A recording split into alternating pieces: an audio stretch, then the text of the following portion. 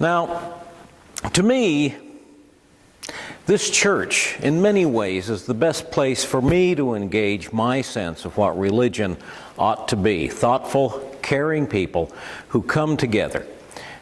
We care about one another, we care about the world, and we care about what it all means in the really big picture. And to me, that's all part of what makes a church a house of love. Let's take a look around. Here in Columbus, the Unitarian Universalist congregation has always been supportive of other minority religions. And even before we were a congregation here, our relationships with the local Hindu Worship Society and the Columbus Hebrew congregation go back more than a generation. We were hosting the Hebrew congregation services long before we were even in this building. Now take a look at these two pieces of wonderfully subtle fabric art here.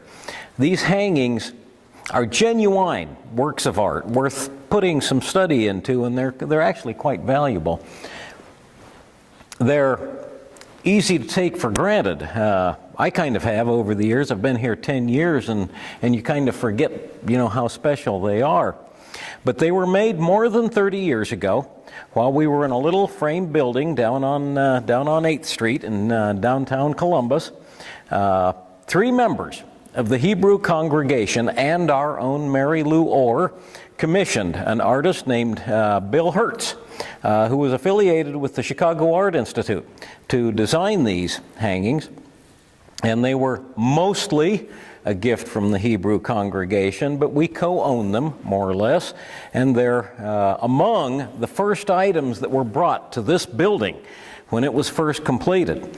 Now that's working with each other. That's working with religious communities across the board. Different people caring and cooperating with one another, and that's building a house of love. Or how about this rather amazing ceramic chalice here? It's only a few years old.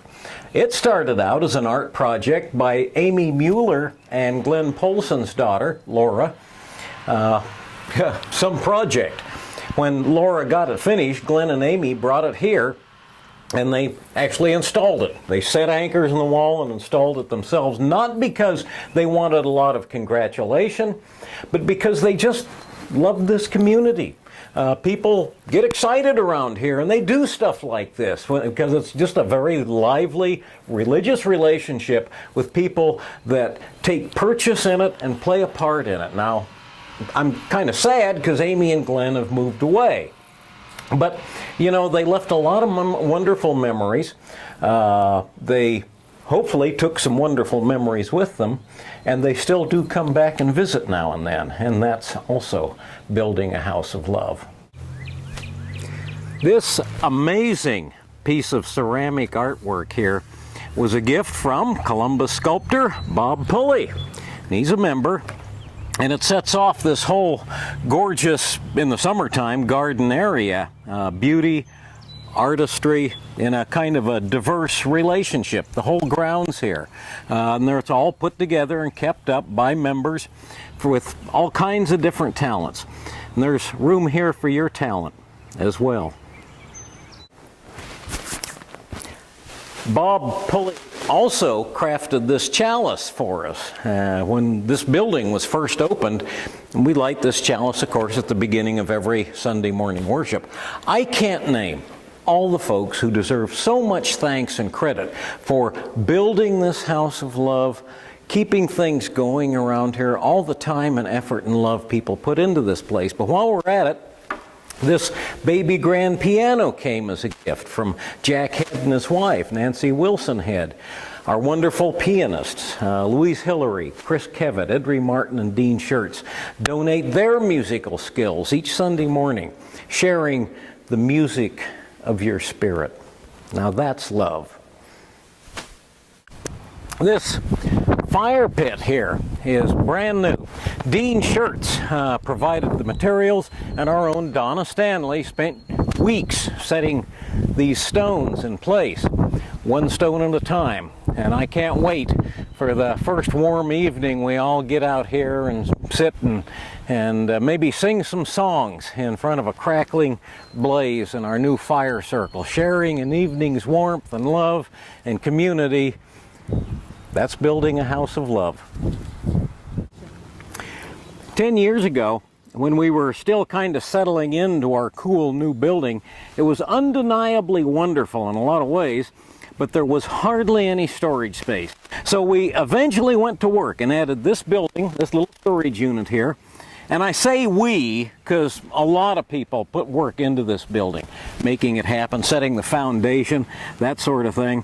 But, you know, too many folks to name. But John Fisher did more work on this building than anybody. He helped get it out here, prefab, and he was out here for weeks doing the touch-up and the trim work on it. And that's what you might call building a storage unit of love. In my opinion, this church has some of the most spiritual and beautiful outside reflective spaces of any church I've ever visited, of any size, anywhere. It's just starting to put on its spring finery right now. It's still a little sparse, but even in the starkest sparseness of winter, I find it very soothing to come out here just to center myself and ponder my relationship with the large and wonderful world all around us. The memory walk runs all along here. The labyrinth is over there, the fire pit's behind you. None of it would be here. This church wouldn't be here if a lot of people hadn't put in a lot of time, dedication, and yes, donations of money. This memory walk started out with a large cash donation from Bonnie and Leonard Bronder. Bonnie and Leonard both died several years ago, and I do miss them, both of them. But you know what? They're here every spring.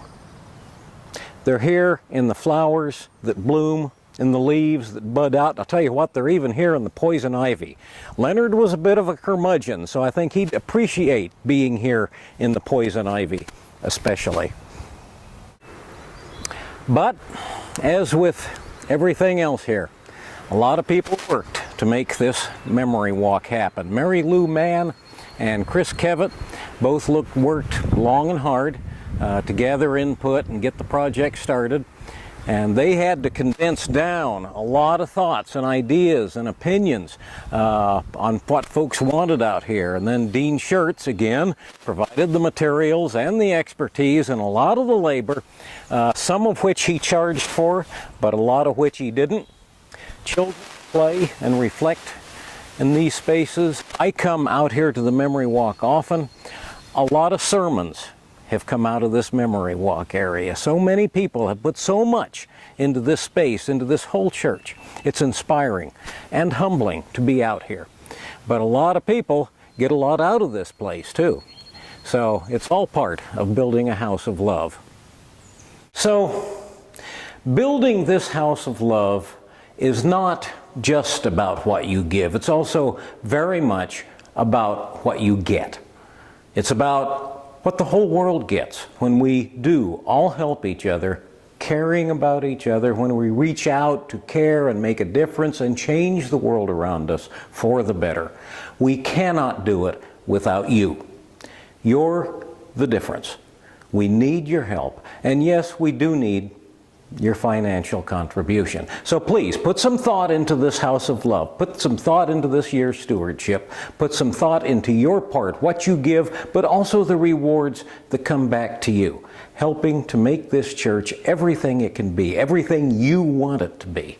After all, stewardship of this church is not just for us, in quotes.